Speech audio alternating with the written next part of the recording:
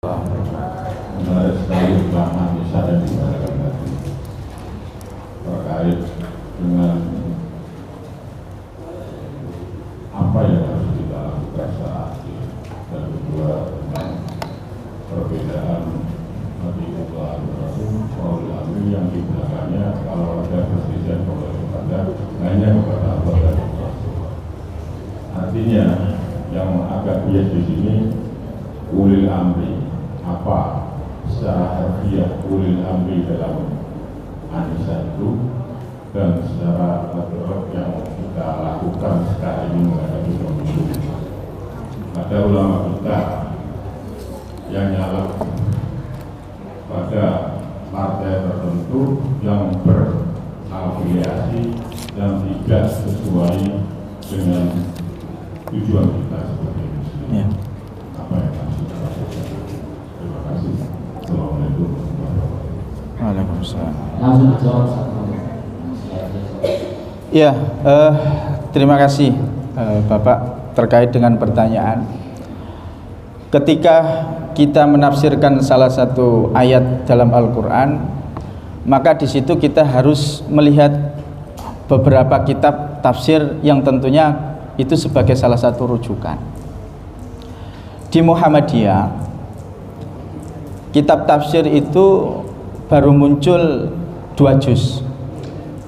Juz 1 dan juz 2 kitab tafsir yang namanya At-Tanwir.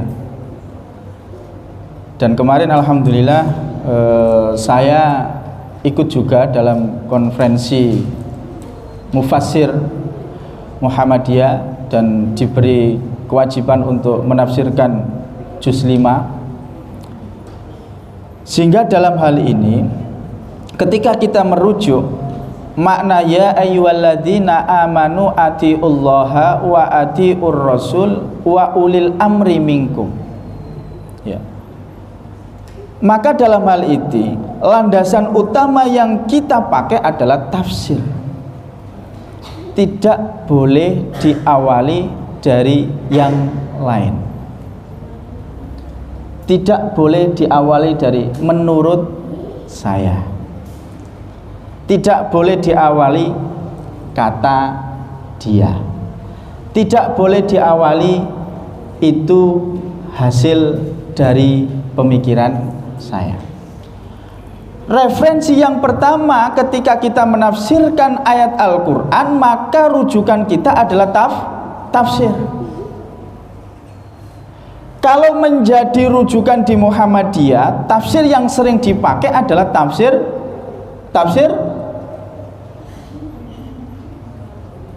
Muhammadiyah. Biasanya jamaah ini membuka kitab tafsir apa? Al-Azhar yang sudah ada terjemahan bahasa Indonesianya, atau tafsir Al-Maraghi, atau tafsir Ibnu Katsir, atau tafsir Qurtubi, atau tafsir Al-Manar, ataupun tafsir Kementerian Agama. Nah, maka rujukan kita adalah salah satu kitab tafsir. Nah, ketika kita menjelaskan kata wa ulil amri, maka dalam hal ini sesuai dengan apa yang disampaikan. Coba saya jelaskan apa yang disampaikan oleh Imam Abul Wafah Ibnu Aqil Al-Hambali dan juga oleh Al-Aqil Muhammad bin Yazid. Di situ disebutkan bahwasanya ini ada tafsirnya dalam kitab tafsir Al-Jalalain, yang disebut ulil amri di sini adalah pemimpin. Kalau kita melihat periode sahabat pada waktu dulu, ya, yang menjadi pemimpin adalah sahabat Khulafaur Rasyidin. Ketika pada waktu namanya Nabi Muhammad SAW menjadi ulama sekaligus menjadi pemimpin pada waktu itu, maka dalam hal ini taatnya kepada Nabi Muhammad. Ketika kita melihat asbabun nuzul, Bapak, sebab-sebab diturunkannya ayat ini itu kapan? Pada peristiwa apa? Nah, ini yang perlu untuk kita pahami. Dalam surat tersebut berkaitan dengan ulil amri, di situ disebutkan terkait dengan peristiwa pembebasan kota Mekkah. Ketika Utsman bin Affan dikasih oleh Rasulullah sebagai mandat untuk memegang kunci Ka'bah, dan ketika itu Utsman bin Affan memberikan kunci tersebut kepada Sikoyah. Sikoyah itu namanya adalah orang yang mengurusi bagian perairan, itu namanya Sikoyah. Nah, apa korelasinya terkait dengan asbabun nuzul ini?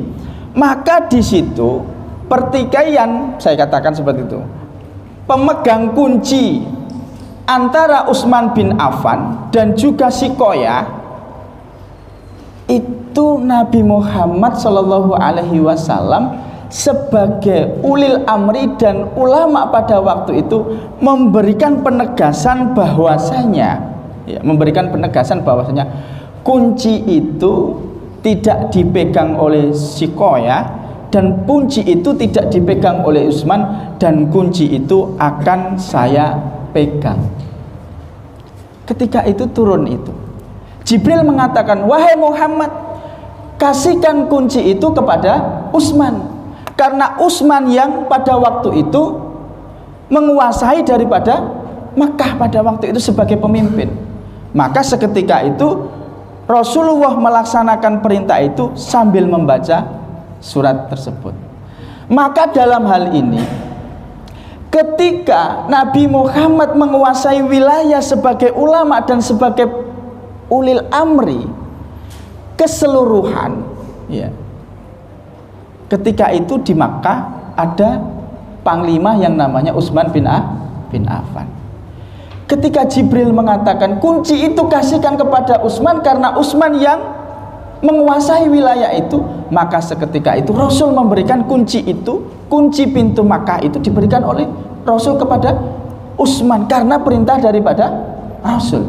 Di situ kita lihat, ketika Rasul menjadi ulama dan umarok dalam ruang lingkup yang besar, ada sekup yang lebih kecil, yaitu kota Madyah, yaitu pemerintahan. Ketika itu umarok dan ulama menjadi satu.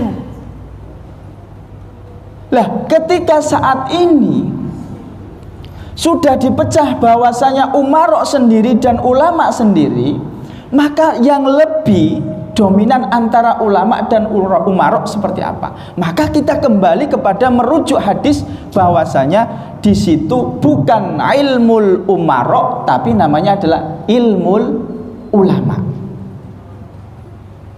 Menjadi pegangan dan prioritas adalah kunci daripada ilmunya para ulama, bukan kunci prioritasnya adalah ilmunya umarok. Sehingga di situ kita bisa mengambil kesimpulan bahwasanya umarok di situ adalah lebih mendominasi berkaitan dengan ilmunya ulama yang lebih dikepentingkan.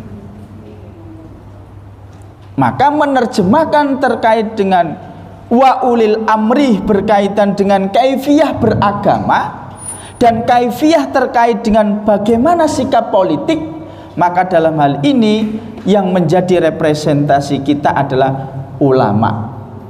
Kalau di Muhammadiyah, ulama dan umaroknya adalah Profesor Dr. Kiai Haji Haidar Nasir. Jelas Bapak Ibu ya? Sekupnya lebih kecil terkait dengan ideologis. Maka dalam hal ini Muhammadiyah yang menjadi dasar utama berkaitan dengan ritual dan juga menjadi implementasi berkaitan dengan humanitas ataupun sosial, maka dalam hal ini umarok dikembalikan kepada pemimpin yang sifatnya adalah pemimpin ideologis. Tapi ketika kita berada dalam salah satu hukum yang mana di situ ruang lingkupnya adalah yudikatif, Bapak Ibu, seperti yang digambarkan oleh Rasulullah bahwasanya itu adalah kewenangannya Utsman. Maka dalam hal ini kewenangan di yudikatif itu adalah kewenangannya para hakim yang menentukan terkait dengan perkara itu. Tidak boleh diintervensi oleh pemimpin yang lain. Sekarang lebih mencuat terkait dengan intervensi KPK, ikut cawe-cawe. Maka kalau itu sudah wilayah dan lembaganya yudikatif, maka yang berhak menentukan sikap terkait dengan hukumnya adalah hakim yang sudah diberi kewenangan oleh negara. Paham Bapak Ibu ya? Nah, ini berkaitan dengan penafsiran daripada wa ulil amri minkum, yang mana sudah dijelaskan terkait dengan asbabun nuzul dan asbabul wurud, berkaitan dengan ruang lingkup dan sekup dan wilayah masing-masing, berkaitan dengan kunci daripada Ka'bah ataupun Mekah itu. Sudah jelas Bapak Ibu nggih? Nah, ini berkaitan dengan hukum Islam. Nek ngaji hukum Islam berkaitan dengan satu bab itu nggak akan habis kalau kita belajar terkait dengan hukum Islam. Makanya kami untuk saat ini diberi tanggung jawab oleh pimpinan daerah Muhammadiyah di Majelis Tarjih dan Tajdid itu, ya salah satunya adalah membumikan syariat Islam. Ya salah satunya yang ngaji kitab-kitab yang menjadi referensi daripada umat muslim. Dan saya alhamdulillah setiap ngaji Bapak Ibu pasti nyontek kitab. Gak mungkin saya ngaji itu gak bawa kitab, pasti saya membawa kitab. Takutnya saya keliru dan juga takutnya saya salah. Sehingga kitab kuning ini yang sudah saya arapekokan ini semenjak saya ngaji di pesantren itu, saya bawa sampai suwek ini Bapak Ibu. Biar yang ngajar saya ini ya mendapatkan berkahnya dan ilmunya yang saya manfaatkan untuk Bapak Ibu semuanya. Kalau di Muhammadiyah ini jarang membawa ngaji tafsir kitab Al-Quranul Azim Jalalain. Biasanya ya tafsir yang berbahasa Indonesia. Tapi ya kita budayakan di Muhammadiyah untuk ngaji kitab seperti yang didawuhkan oleh Ketua PJM Karangpilang Pak Yai Khairuddin berkaitan dengan kitab sebagai referensi peradaban umat muslim di dunia ini. Mungkin itu Pak Erwin. Baik, terima kasih Pak Barangkali.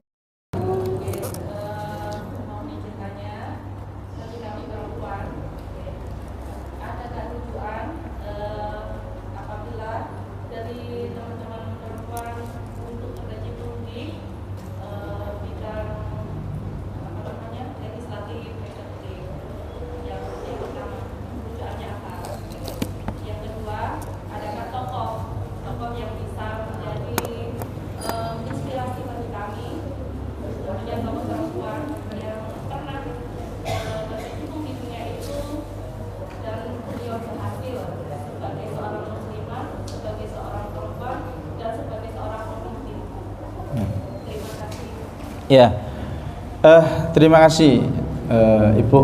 Berkaitan dengan dasar hukum wanita ataupun perempuan untuk ikut serta dalam politik ataupun ikut serta dalam mensejahterakan masyarakat. Ya. Tadi sudah kita belajar terkait dengan substansi daripada siasa. Ini yang harus kita tanamkan dalam pikiran kita, bahwasanya siasa itu berkaitan dengan pemerintahan, berkaitan dengan pemeliharaan, berkaitan dengan kesejahteraan. Pertanyaannya, apakah kesejahteraan itu hanya diwajibkan dan diberikan tanggung jawab kepada seorang laki-laki saja, ataukah perempuan mempunyai tanggung jawab akan hal itu? Maka dalam hal ini, ketika hukum Islam itu muncul, Salah satunya adalah berkaitan dengan sholat taraweh. Berapa rakaatkah sholat taraweh itu? Ada yang menafsirkan bahwasanya sholat taraweh itu 23 rakaat beserta witirnya. Ada yang 11 rakaat beserta witirnya.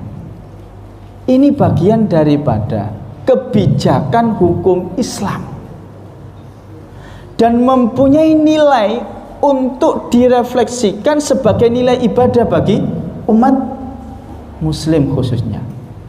Pertanyaannya, ketika rujukan daripada Muhammadiyah untuk menentukan berapa jumlah rakaat sholat tarawih, maka rujukan yang pertama adalah rujukan hadis yang diriwayatkan oleh rujukan hadis yang diriwayatkan oleh Aisyah. Aisyah apa Aisyah? Aisyah apa Aisyah? Aisyah. Ini berkaitan dengan kebijakan Bapak Ibu, hukum Islam. Maka patokannya adalah riwayat daripada Aisyah. Siapa Aisyah itu?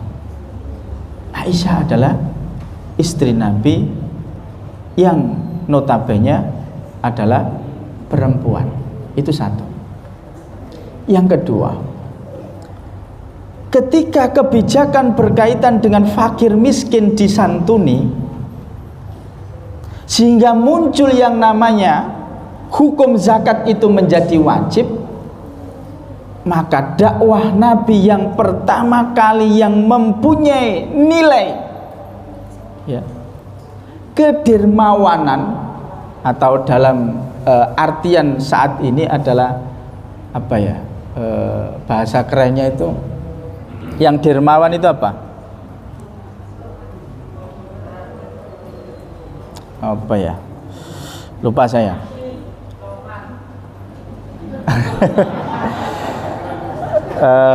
Pokoknya bahasa keren, apa ya? Nah, pertama kali ya, yang mempunyai sifat kedermawanan dan mendukung daripada dakwah Nabi pada waktu Nabi menjadi pemimpin dan menjadi ulama adalah garwaipun Kanjeng Nabi Muhammad SAW yang namanya Siti Khadijah. Pertanyaan, apakah tidak ada contoh? Itu bagian daripada contoh yang memunculkan hukum Islam. Apakah Siti Khadijah tidak masuk dalam kebijakan yang ditelurkan oleh Nabi? Masuk. Salah satunya adalah terkait dengan amalnya berupa infak dan sedekah kepada orang-orang yang membutuhkan. Itu bagian daripada representasi kebijakan ulama dan umarok pada waktu Nabi. Salah satunya adalah dicontohkan oleh Siti Khadijah dan juga dicontohkan oleh Aisyah. Untuk saat ini siapa? Ketika Kiai Haji Ahmad Dahlan mempunyai istri berapa Bapak? Kiai Haji Ahmad Dahlan mempunyai istri berapa? 4 apa 1? 4. Yang kita tahu hanya Nyai Walidah. Kenapa yang ketiga-tiganya kok enggak kita cari infonya?